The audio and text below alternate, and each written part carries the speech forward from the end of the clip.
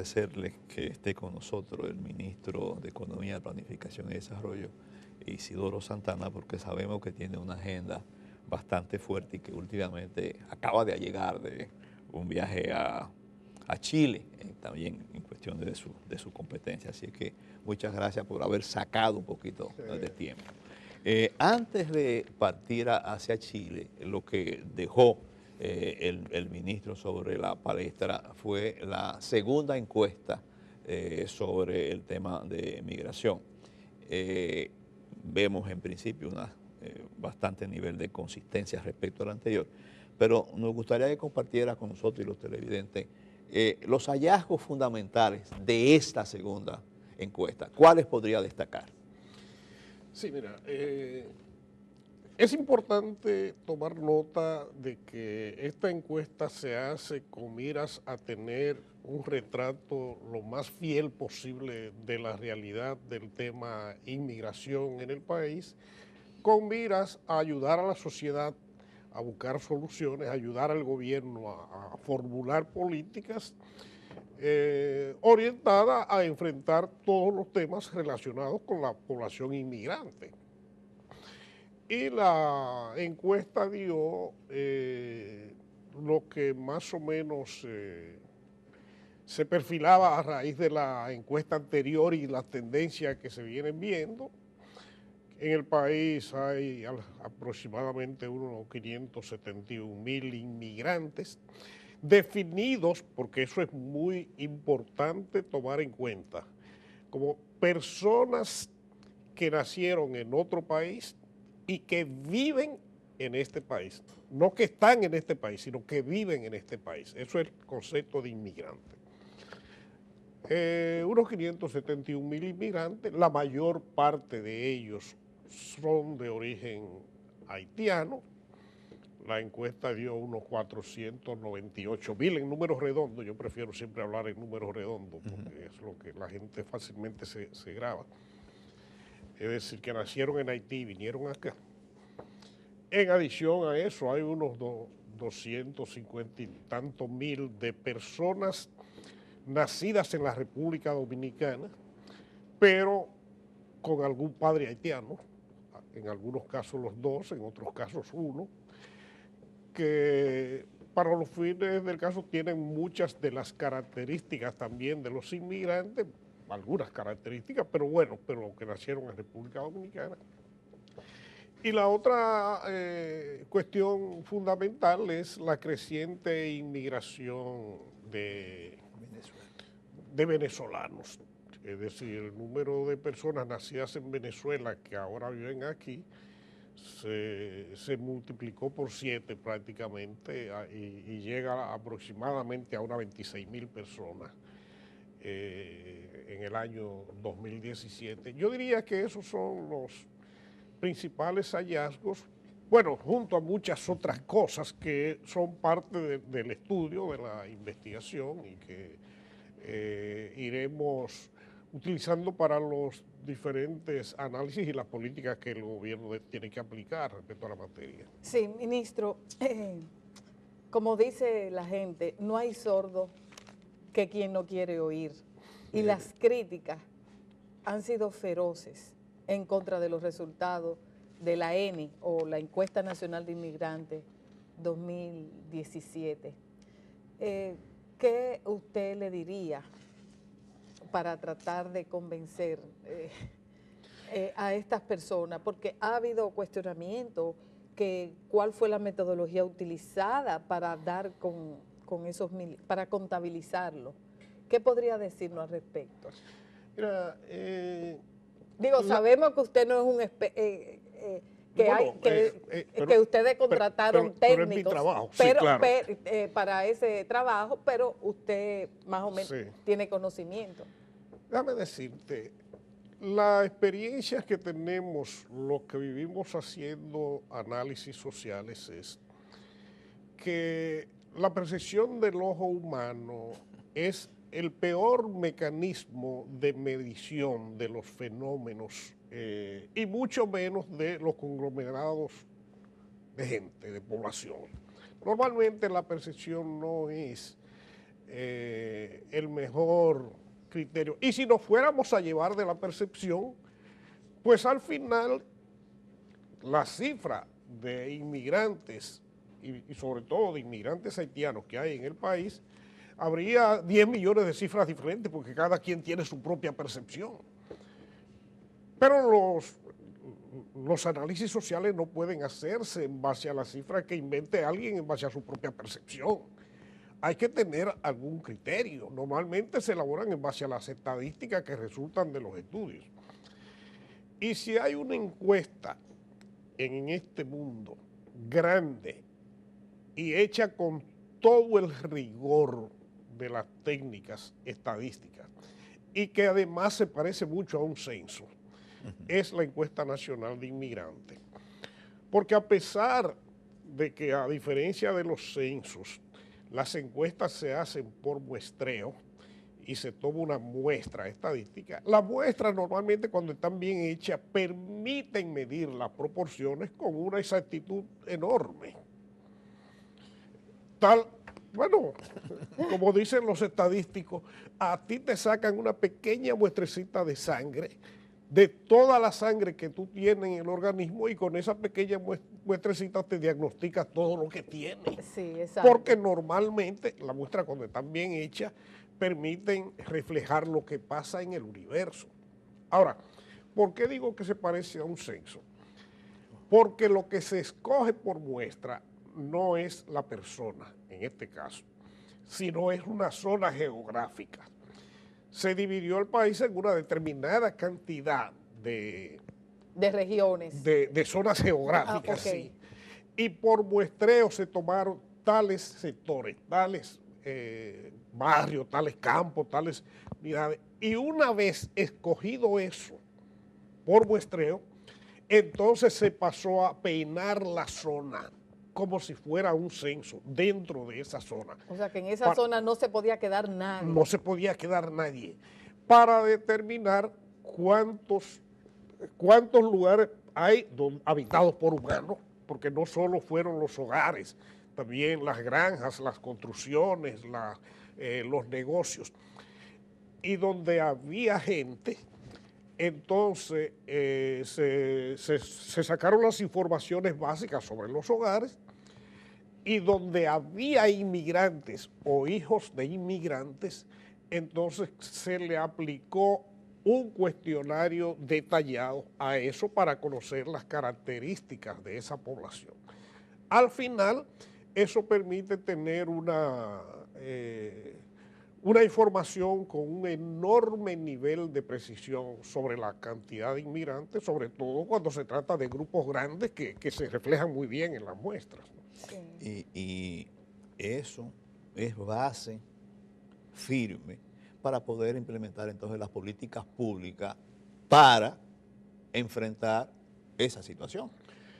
Sí, porque de eso es que se trata, No nos olvidemos que parte de la responsabilidad del Estado es, primero, el Estado tiene que proteger las fronteras nacionales, el Estado tiene que hacer cumplir las leyes de migración. Lo que el Estado no puede hacer es alentar el odio ni instigar sentimientos xenófobos en la población, sino todo lo contrario. El Estado tiene que promover la inclusión social, la convivencia civilizada de la gente, tiene que promover, como dice el eslogan de los organismos de desarrollo, de los Objetivos de Desarrollo Sostenible, que nadie se quede atrás. Y eso implica que, por ejemplo, a la población que vive aquí, sea inmigrante o lo que sea, pues también tiene que garantizar determinadas políticas de inclusión social. Por eso se hace en todas partes. Sí, y hablando... Mira, escúchame, sí, déjeme decirle sí. un caso. Yo acabo de venir de Chile, donde fui a una serie de actividades relacionadas. Que yo tengo un problema ahora de migración. No, pero lo están documentando a la comunidad dominicana y haitiana en Chile. Bueno, pues en medio de una actividad se me aparece una persona, una jovencita de una fundación chilena, para decirme que ellos quieren entrar en contacto con la comunidad de inmigrantes dominicanos en Chile y con las autoridades dominicanas en Chile. Yo lo puse en contacto con la Embajada Dominicana en Chile. ¿Por qué razón? Porque ellos entienden que la comunidad de inmigrantes que está más desarticulada, más desvinculada del resto de la sociedad chilena, es la dominicana. Que los dominicanos están muy poco incorporados a la vida social, económica, política de Chile. Que están trabajándose como guetos. Y ellos están trabajando en mecanismos de inclusión de los inmigrantes y cómo ellos podían ayudar. Yo me sentí muy contento cuando me dijeron eso, inmediatamente le puse en comunicación con las autoridades dominicanas e incluso nosotros, desde acá, desde el Ministerio de Economía, ahora ya establecimos un mecanismo de comunicación porque son nuestra gente que están allá, son nuestra gente que están pasándolo mal, porque no es que lo están pasando bien, pero obviamente han emigrado de acá porque entienden que allá tienen más oportunidades y bueno, pues el proceso ahora es como incorporarlo a esa sociedad y cómo regularizar su situación legal. En eso es que están ahora en el gobierno chileno. Sí, bueno, a partir de las cifras, de los datos que arroja la encuesta nacional de inmigrantes, resalta que hay una población que se está quedando excluida. Todo lo contrario de lo que usted está diciendo, que es necesario la inclusión. Y se trata de qué pasa con los hijos de inmigrantes nacidos en República Dominicana que nacieron a partir del año 2010, cuando la Constitución fue modificada y se cambió el jus soli al jus sanguinis. Entonces, estos han quedado rezagados de toda inclusión en el Plan Nacional de Regularización y se calcula en unas 100,000 personas. O sea, ¿qué se podrá hacer?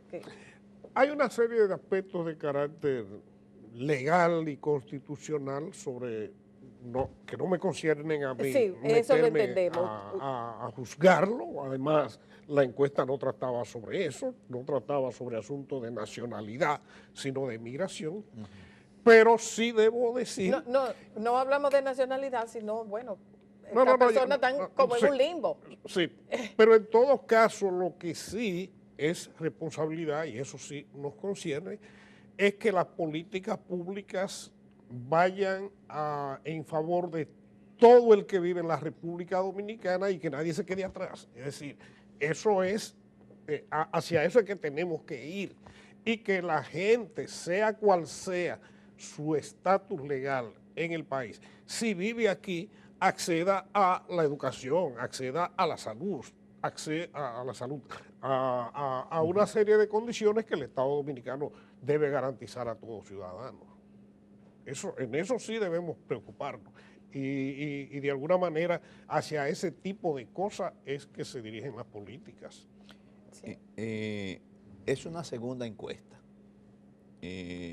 Algunos la han cuestionado, pero ¿ustedes están satisfechos con el nivel de coherencia? Porque uno analiza y ve que realmente como que la comparación es razonable lo que presenta esta con lo que presentó la anterior. Sí, mira, la encuesta da que el número de inmigrantes aumentó, el número total de inmigrantes, principalmente el número de haitianos, que aumentó en unos 39,000 y pico de personas. ¿En cuántos años?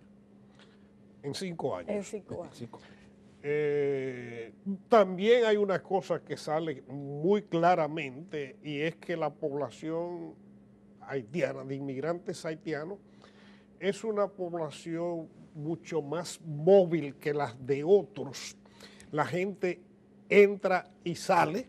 Ahora se han puesto mucho más controles en la frontera para evitarlo, pero hay mucha evidencia de que hay mucha gente que hace 5 años vivía en la República Dominicana y que ya se fue. No es una población que permanece aquí para toda la vida. Incluso ocurre, y eso sale de la encuesta, que apenas 2.7% de los inmigrantes haitianos tienen más de 65 años. 2.7% de los que viven aquí. Eso es diferente a todos los otros grupos de inmigrantes que hay, se distribuyen por la población y hay porciones relativamente grandes de mayores. ¿Por qué razón? En el caso de los haitianos, porque como se trata de una migración laboral, una vez que pasa el ciclo de la vida laboral, pues ya la gente se ha ido a su país. Y así como muchos se van, muchos vienen. Es mucho más móvil que la de cualquier otro tipo de inmigrante. Sí, a propósito del mundo laboral, bueno, los datos que arroja sobre el trabajo y los inmigrantes. Bueno, se determinó que la mayor parte de los inmigrantes están en los centros urbanos. Sí, sí. Como, al igual que la población en general. Sí, entonces, ¿cómo se distribuye esa mano de obra haitiana? Sí, en el caso... ¿Y qué impacto tiene en el empleo para los dominicanos? Y si usted estima si hay una depreciación de los salarios. Mira, si son menos pagados los inmigrantes. En el caso de los haitianos, sí, la mayor parte están en zonas urbanas, aunque en términos relativos hay más en zonas rurales comparativo con la distribución total de la población nacional, en el caso de los haitianos. La encuesta dio que la mayor parte trabaja, no recuerdo, creo que un 80 y pico % de los que trabajan, que son su mayoría, trabaja en la agricultura, en la construcción y en el comercio. Cuando decimos el comercio, básicamente el comercio ambulante. Sí, los vendedores de fruta. Exacto, ese tipo de cosas. En su mayoría. En los demás grupos de inmigrantes la distribución es bastante diferente. Trabajan más en labores de hotelería, servicios y cosas, pero no están muy concentrados, como en el caso de los haitianos, que se concentran básicamente en esos 3 sectores. Ahora, el impacto que eso tiene sobre los empleos y sobre los salarios, generalmente donde quiera que se establecen grupos grandes de inmigrantes que provienen de sociedades más pobres, eso no es algo nada más que de República Dominicana, eso ocurre en todas partes, tienden a ocupar los puestos de trabajo que por el esfuerzo físico o por las condiciones, las inclemencias a que tienen que someterse o las remuneraciones son inferiores al promedio y que normalmente son desechados por los nacionales de ese país. Eso ocurre en Estados Unidos, eso ocurre en Europa, eso ocurre en todas partes. Eso hace, bueno, primero cumplen una función porque al fin de cuentas hay trabajos que ellos hacen que alguien tenía que hacerlo. Alguien tenía que hacerlo. Pero, y eso se discute bastante entre los economistas, pero no hay duda de que al ser un grupo nuevo grande que viene a ampliar, a agrandar la oferta de mano de obra, donde la demanda, donde la oferta se crece y la demanda no, entonces eso provoca abaratamiento del precio, que en este caso es el salario.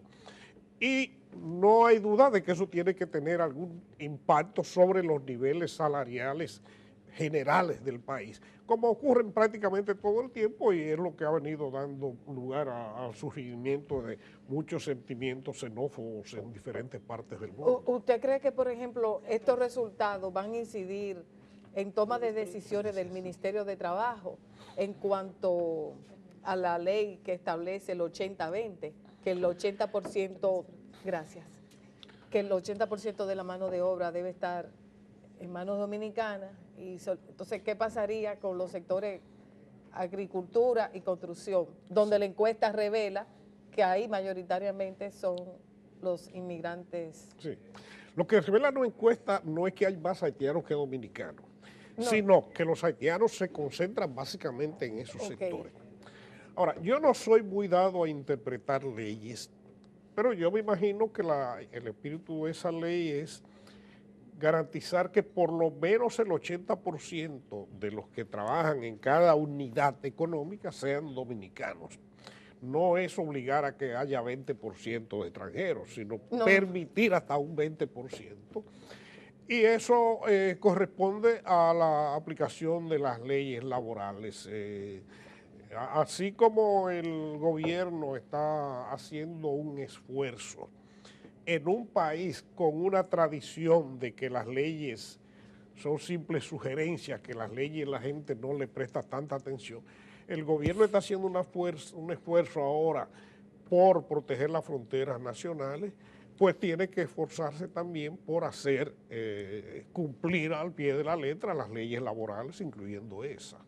Y esta encuesta, bueno, pues de alguna manera siempre puede ayudar a ese tipo de cosas. En cuanto al perfil del inmigrante en los últimos tiempos, ¿hacia dónde nos conduce?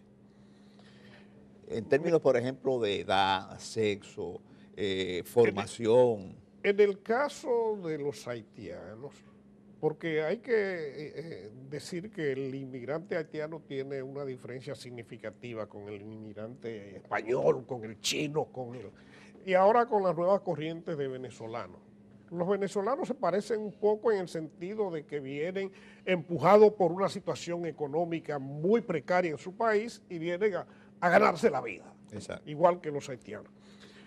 Pero en el caso del inmigrante haitiano, el perfil básico es que se trata de una persona joven. Muy pocos están en la edad, en la niñez. No recuerdo exactamente, pero alrededor como de un 15% son menores de 15 años, una cosa así. La inmensa mayoría se concentra más de 15, menos de 65 años. Una persona joven, la mayor parte de sexo masculino, porque vienen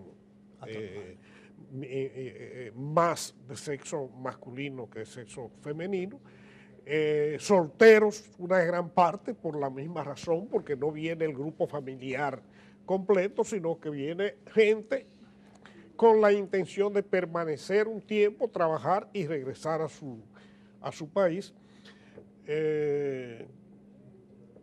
Gente que, bueno, algún nivel de educación, la mayoría tienen algo de educación, en el sentido de saber leer y escribir, pero no niveles de educación asimilables al del resto de los inmigrantes, sino por debajo. Y bueno, yo diría que esas son las características básicas y gente que viene a hacer cualquier tipo de trabajo. Bueno, casi se nos acaba el tiempo, pero quedan en el tintero. El Fondo Monetario acaba de publicar sus comentarios, como siempre, envueltos en parábolas, que habría que hay que desentrañar qué es lo que quiere decir, pero menciona la necesidad otra vez de ajustes estructurales y calidad del gasto y electricidad. ¿De qué manera impacta al Ministerio de Economía todas estas sugerencias y recomendaciones del FMI? Claro que nos impacta nuestro trabajo porque toca aspectos que se relacionan con nuestro trabajo. Pero vamos a ver las cosas. El Fondo Monetario no ha dicho nada nuevo. No.